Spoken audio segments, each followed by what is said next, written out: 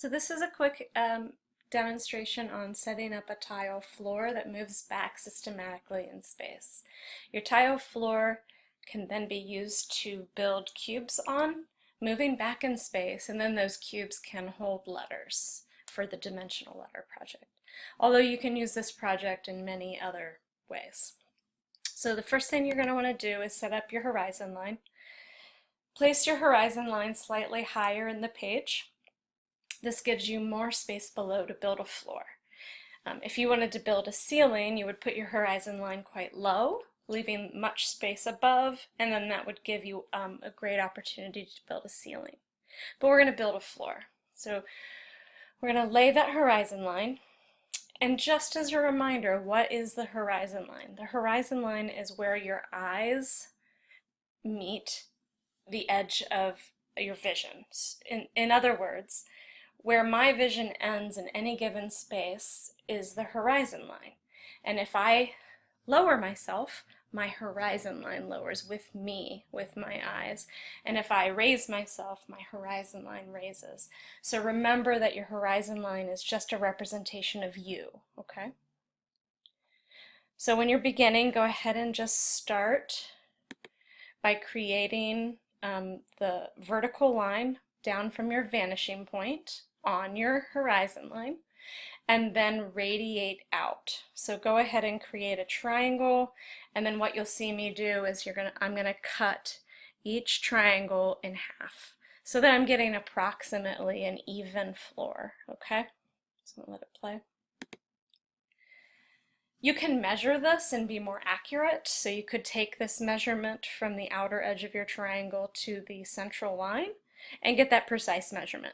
And that would be a more precise way of doing this. I'm just guessing the halfway point between each of these angles, just to show you how to proceed.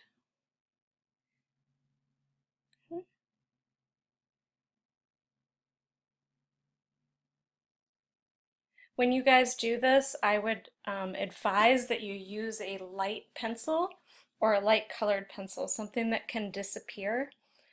I'm simply using a marker for you so that you can really see what I'm doing. But if I was doing this, I would do this in an H or a light blue pencil.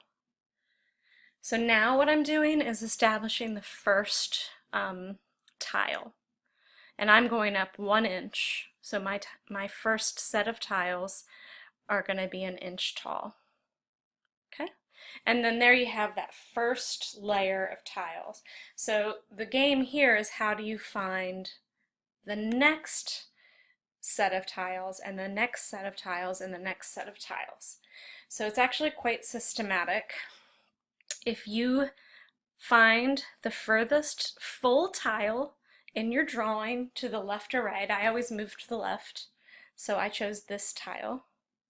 Make sure that you can see the entire diamond of the tile. And what you're going to do is find the lower left and the back right. And I always put little vertices there. And in order to find all of the rest of the tiles, what we do is bisect this triangle and then extend that line through our radiating lines that are pushing back to the vanishing point. So I'll let you see what I mean. So I'm lining up those two vertices in the first tile and extending beyond. Now wherever that has met each line is the next layer of tile moving back in space.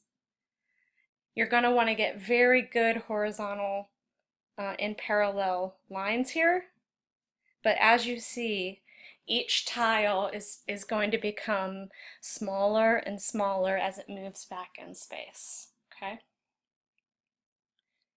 And at some point you won't be able to go any further just because you're not going to be able to cut the tiles to the scale that they need to be.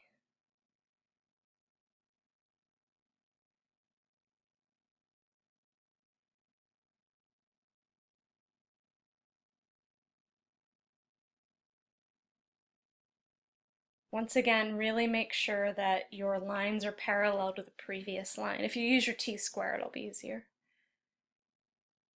So there, now I have a floor that is moving back in space and creating the sense of like a tile, accurate tile floor. Okay? And now this is a perfect opportunity to build my letters on, and I'll show you in the next piece how you can create cubes within these tiles moving back in space, and you can create your dimensional letters. Okay, good luck.